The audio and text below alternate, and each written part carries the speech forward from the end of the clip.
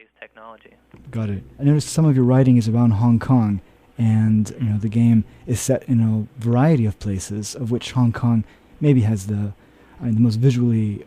All the settings are arresting, but the Hong Kong setting was particularly arresting. I haven't been to Hong Kong, and it was a marvelous recreation of what it was like, or what it must be like. I'm wondering whether you brought some experience to that, or whether it was scripted. Actually, I had traveled in Southeast Asia a little bit just prior to starting on Deus Ex, so that helped quite a bit.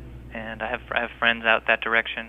I'd never made it to Hong Kong itself, and I really wish I had, but it definitely had a little bit of background that helped me get the feel across. I think I had a really good physical sense of what it's like to be in that part of the world, in those really big Asian cities.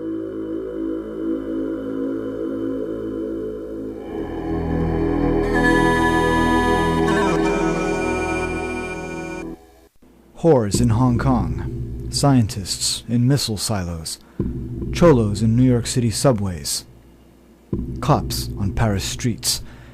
The game provides a way for the player to explore the urban pastoral, and it does well at diffusing some kinds of stereotypes. At the beginning of the game, the player is allowed to choose black as his skin color, and there is a cheat code that suggests that J.C. Denton male might have been a female.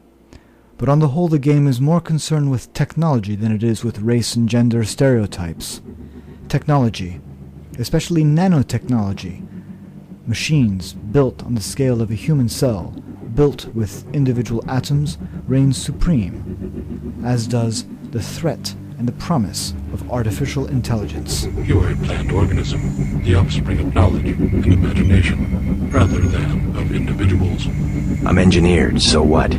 My brother and I suspected as much while we were growing up. You are carefully watched by many people. The unplanned organism is a question asked by nature and answered by death. You are another kind of question, with another kind of answer. Are you programmed to invent riddles? I am a prototype for a much larger system. The heuristics language developed by Dr. Everett allows me to convey the highest and most succinct tier of any pyramidal construct of knowledge. How about a report on yourself? I was a prototype for Echelon 4. My instructions are to amuse visitors with information about themselves. I don't see anything amusing about spying on people. Human beings feel pleasure when they are watched. I have recorded their smiles as I tell them who they are. Some people just don't understand the dangers of indiscriminate surveillance. The need to be observed and understood was once satisfied by God. Now, we can implement the same functionality with data mining algorithms.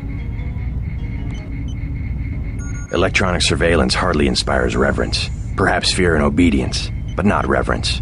God and the gods were apparitions of observation, judgment, and punishment. Other sentiments toward them were secondary.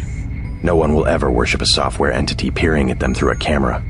The human organism always worships. First, it was the gods. Then, it was fame, the observation and judgment of others. Next, it will be the self-aware systems you have built to realize truly omnipresent observation and judgment. You underestimate humankind's love of freedom.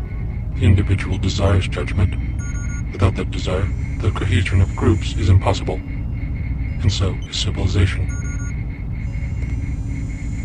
The human being created civilization, not because of a willingness, but because of a need to be assimilated into higher orders of structure and meaning.